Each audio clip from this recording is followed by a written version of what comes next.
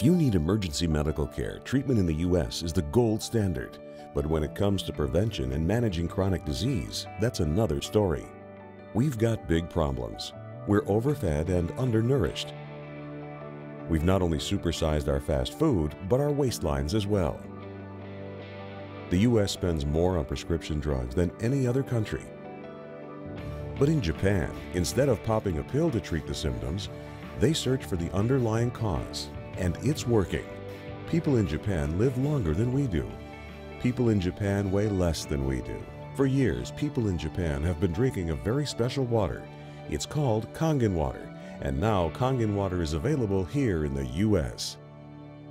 Prior to my life as a physician, I was working on a doctorate in nutrition.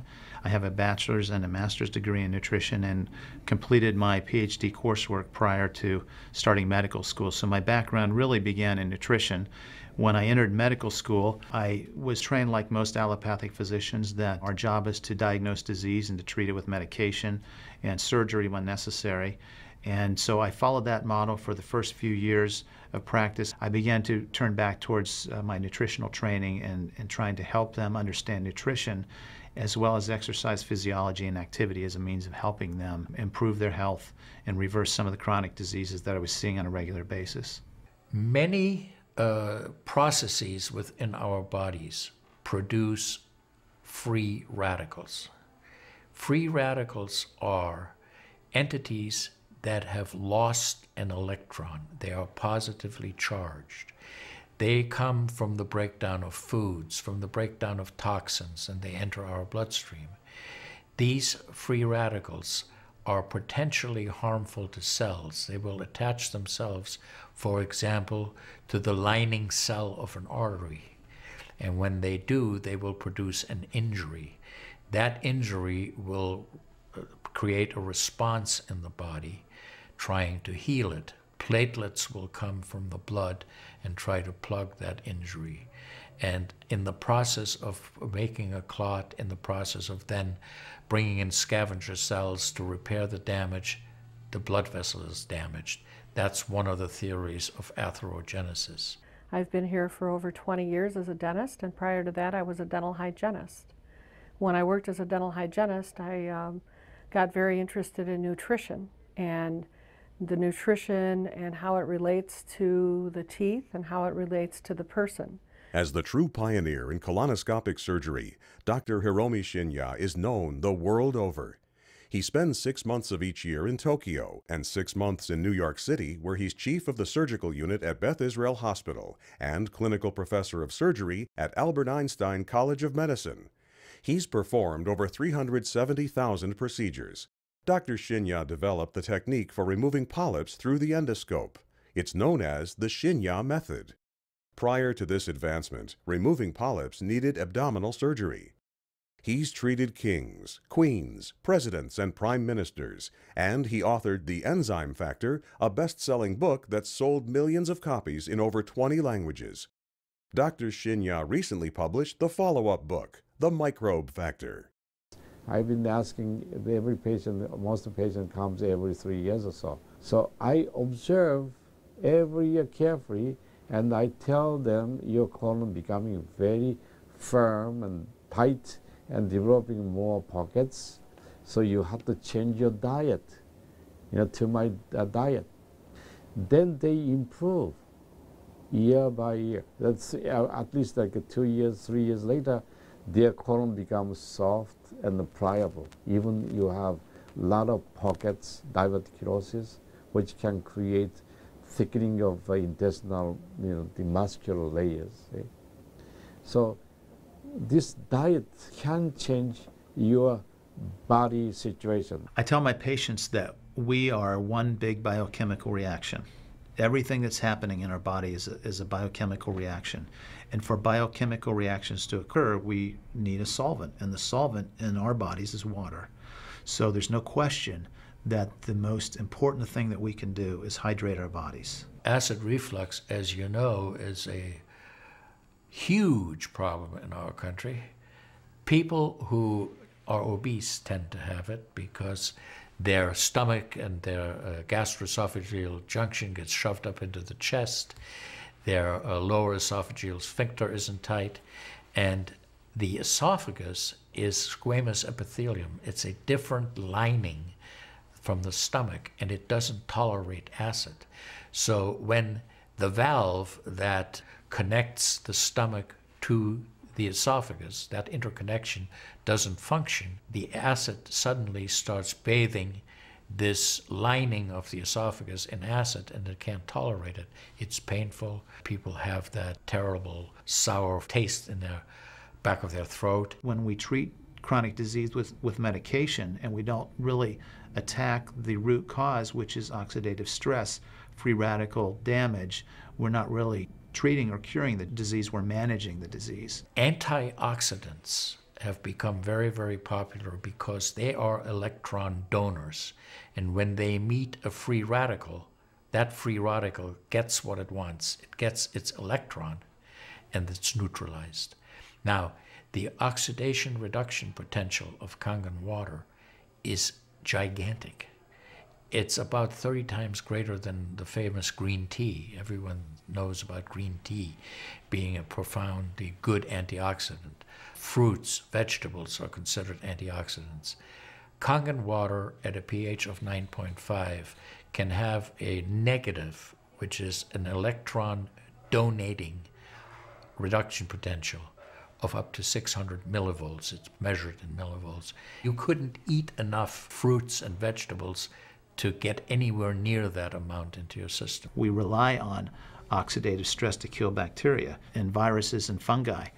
But oxidative stress in excess, when we don't have the proper balance, when we have too much oxidation and not enough of its counterpart, which is reduction, then we get into this situation where we start to see degeneration occur in cells, in the tissues, and ultimately in the body. We get degeneration of the body, we get aging, and we get chronic disease. Oxidative stress is the mechanism by which all this happens. I find that drinking kangen water is satisfying because it quenches one's thirst. One is able to drink a lot more because you don't get that bloated feeling. It is as if the water is very much more quickly absorbed. And there are studies that have shown that from the Japanese literature that the water starts being absorbed in the distal esophagus before it even hits the stomach. Is absorbed in the stomach, and then by the time the duodenal sweep has been reached, it's practically already totally absorbed. Oxidized water is a very, unhealthy to me. So I don't drink that kind of water, but I drink alkalinized water. New York water, they say, the best water, but it still contains the chlorine. Why did they put the chlorine in? Because that the chlorine put into the water, that it creates the free radicals, and that free radicals can kill the bacteria. So that the chlorine in water is, there is no bacteria resides. So it's a healthy water, they call. But for a health point of view, taking this chlorine-containing water is actually oxidized water. When I found out that the Kangen water machine makes 7 types of water, I started exploring the high end, the 11.5, and the 2.5 end of that water. And on my exploration, found out that the 2.5 water is bactericidal, and I am using it in my practice to help with bleeding. I use it to sanitize the mouth before I start working on the patients. The Japanese have done a tremendous amount of work on using ionized water for wound care. There's a lot published in the Japanese literature and also now in American literature about using pH 2.5 water for bactericidal purposes. Staph aureus, for example, cannot survive in 2.5 pH water. The kill ratios are dramatic for this, and so it stands to reason that this would be beneficial for contaminated wounds or even infected wounds.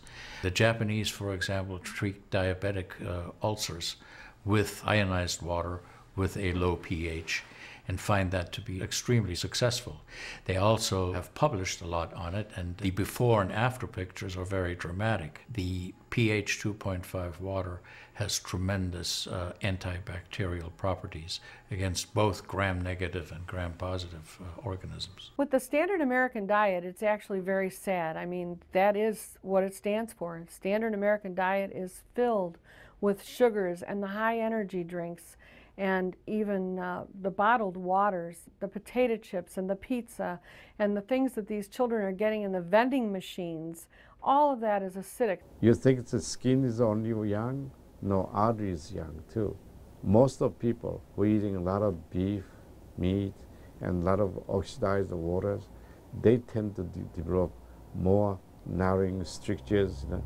And many people, even in the 50s, they had the bypass procedure, the stent in, all kind of problems in the artery. One of the things that you learn is called primum non nocere. Above all, do no harm. That is the duty of a physician. It dates back to Hippocrates. None of us want to do harm.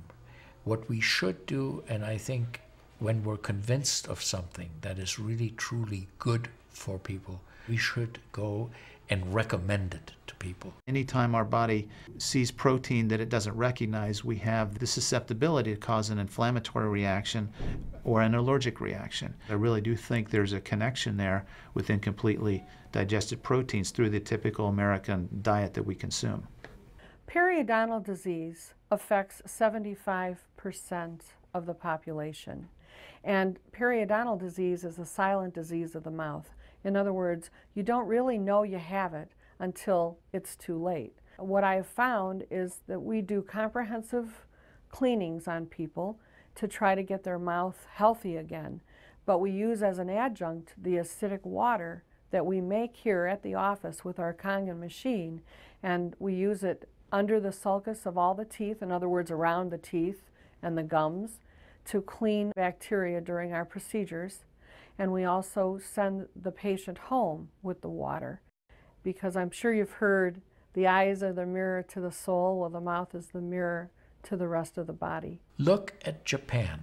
The country of Japan has the highest consumption of ionized water in the world.